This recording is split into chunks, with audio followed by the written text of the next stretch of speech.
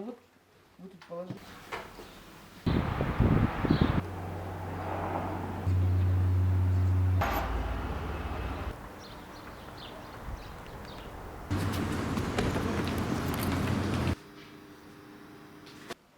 Это договора, да?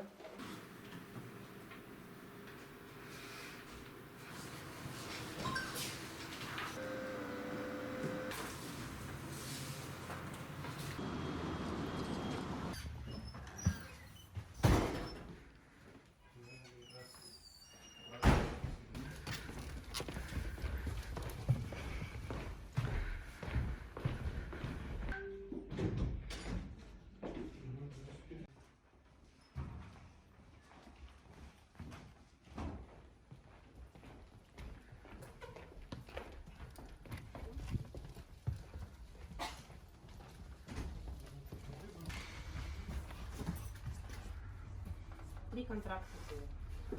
Подшитых таких папках. Здесь все выполнения.